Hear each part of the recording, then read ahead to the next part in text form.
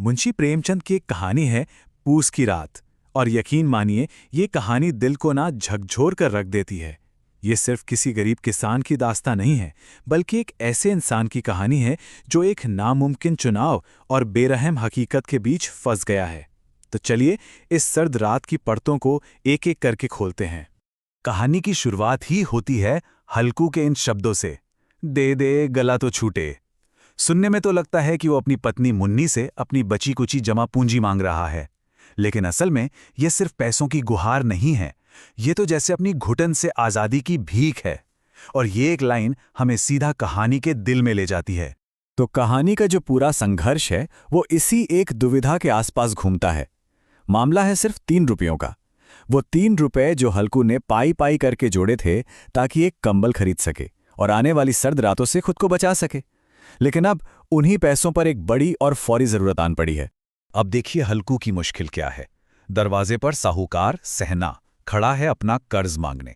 तो चुनाव 2 चीजों के बीच है, या तो वो पूस की जानलेवा ठंड से बचने के लिए कंबल खरीदे, या फिर साहूकार का कर्ज चुकाकर उसकी गालियों और तानों से बचे। मतलब शरीर का आराम या समाज में इज्जत। सिर्फ 3 रुपए। आज के जमाने में ये रकम शायद कुछ भी नहीं लगती है ना, लेकिन हल्कू के लिए ये 3 रुपए उसकी पूरी दुनिया थे। एक एक पैसा इसलिए बचाया गया था ताकि वो अपनी फसल की रखवाली करते हुए रातें काट सके, और यही छोटी सी रकम अब उसके जिंदगी के सबसे बड़े फैसले की वजह बन जाती है। ये शब्द हैं हल्कू की पत्नी मुन्नी के, और इन शब्दों में ना उस पूरे सिस्टम के लिए एक गुस्सा है, एक कड़वाहट है। वो जानती है कि वो एक ऐसे चक्कर में फंसे हुए हैं जिसका कोई अंत नहीं है। चाहे कितनी भी मेहनत कर लो, कितनी भी फसल उगा लो, आखिर में सब कुछ कर्ज चुकाने में ही चला जाना है। और आखिर में हल्कू हार मान लेता है। वो पैसे उठाता है और साहूकार को देने चला जाता है। प्रेमचंद ने क्या खूब लिखा है कि वो ऐसे जा रहा था मानो अपना हृदय निकाल कर देने जा रहा हो। उसकी ये हार इतनी गहरी इसलिए है क्योंकि ये सिर्फ पैसे नहीं है, ये उसकी उम्मीद है, उसका आत्मसम्मान है जो उन 3 रुपयों के साथ जा रहा है। तो पैसे चले गए, कंबल आया नहीं। अब कहानी अपने दूसरे और सबसे सर्द हिस्से में दाखिल होती है। हल्कू को अब अपनी फसल की रखवाली करनी है, खुले आसमान के नीचे, और पूस की रात है कि अपना असली बेरहम रंग दिखाने को तैयार है। प्रेमचंद की यही तो खासियत है। वो यहां ठंड को सिर्फ मौसम की तरह नहीं दिखाते, वो उसे एक जीता जागता किरदार बना देते हैं। वो लिखते हैं कि आसमान में तारे तक ठिठुर रहे थे, कांप रहे थे। अब सोचिए, जिस रात में तारे कांप रहे हों, उस रात में एक इंसान का क्या हाल होगा। हल्कू की हालत तो बस पूछिए मत। ठंड अब उसकी हड्डियों में उतर चुकी है। उसे ऐसा महसूस हो रहा है कि जैसे उसकी नसों में खून नहीं बल्कि बर्फ बह रही हो। ये सिर्फ मौसम की ठंड नहीं थी, ये एक तरह का शारीरिक टॉर्चर था। पर इस अकेलेपन और दर्द में हल्कू का एक साथी है, उसका वफादार कुत्ता जबरा, और वो भी उसी तकलीफ से गुजर रहा है। ठंड से धीरे धीरे कूकू कर रहा है, और दोनों का ये साझा दर्द ही इस कहानी का इमोशनल कोर बन जाता है। अब ठंड में कांपते कांपते हल्कू के मन में सिर्फ ठंड नहीं है, गुस्सा भी है। और ये गुस्सा सिर्फ मौसम पर नहीं बल्कि समाज की नाइंसाफी पर है। वो सोचता है मजदूरी हम करें और मजा दूसरे लूटें। बस यहीं पर उसकी लड़ाई सिर्फ ठंड से नहीं रह जाती, बल्कि उस सिस्टम के खिलाफ एक खामोश बगावत बन जाती है। और फिर कहानी में आता है एक टर्निंग पॉइंट। हल्कू फैसला करता है कि बस अब बहुत हुआ, अब वो इस ठंड के आगे और नहीं झुकेगा। वो अपनी बेबसी को चुनौती देने के लिए उठ खड़ा होता है। वो पास के आम के बाग से सूखे पत्तों का एक पहाड़ सा इकट्ठा करता है और एक बड़ा सा अलाव जलाता है। और उस आग की लपटों में ना उसे सिर्फ गर्मी नहीं मिलती, उसे ताकत का एहसास होता है। एक पल के लिए ही सही वो उस बेरहम ठंड पर जीत हासिल कर लेता है। आग की उस गर्मी के जोश में हल्कू ठंड को ललकारता है, कहता है, जा अब तेरे जी में जो आए सो कर। ये एक छोटी सी जीत का पल है, लेकिन है बहुत शानदार। एक ऐसा लम्हा जब वो खुद को अपनी किस्मत का मालिक महसूस करता है।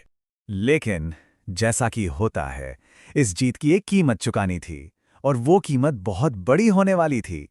जैसे ही अलाव की गर्मी कम होती है और शरीर पर आराम हावी होने लगता है, एक नया खतरा दबे पांव खेत की तरफ बढ़ रहा था। अलाव की उस मीठी गर्मी से हल्कू को ऊंघ आने लगती है। तभी उसे जानवरों के चरने की कुछ आवाजें सुनाई देती हैं। शायद नीलगायों का झुंड खेत में घुस आया है। दिमाग तो कहता है उठो, लेकिन ठंड से अकड़ा शरीर और वो गर्म राख उठने ही नहीं देते। वो खुद को यकीन दिलाने की कोशिश करता है, अरे नहीं ये मेरा वहम होगा।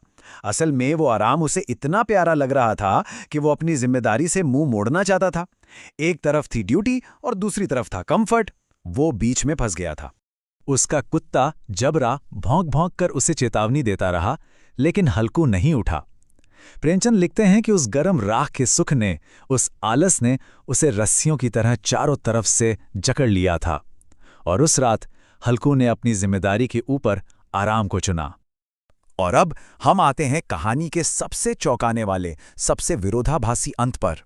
अगली सुबह जब हल्कू उठता है तो सब कुछ बदल चुका होता है।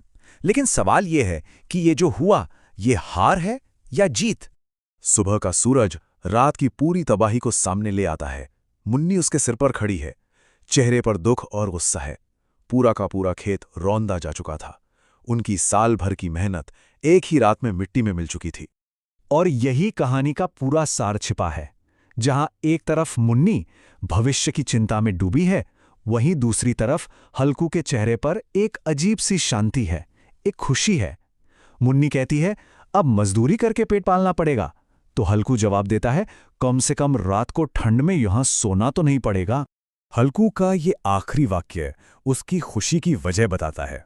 हाँ, उसकी फसल बर्बाद हो गई, हाँ वो अब किसान से मजदूर बन जाएगा, लेकिन इस पूरी बर्बादी में उसे एक चीज मिली है, एक अजीब सी आज़ादी। उन क्रूर ठंडी रातों में खेत की रखवाली करने की जिम्मेदारी से आज़ादी। तो हम आपको इसी सवाल के साथ छोड़ जाते हैं, क्या हल्कू की ये हार असल में एक तरह की जीत थी? ये कहानी हमें सिर्फ गरीबी और मजबूरी पर ही नहीं, बल्कि आज़ादी के सही मतलब पर भी गहराई से सोचने के लिए मजबूर करती है कि कभी-कभी शायद सबसे बड़ी जिम्मेदारियों से छुटकारा पा लेना ही सबसे बड़ी आज़ादी होती है।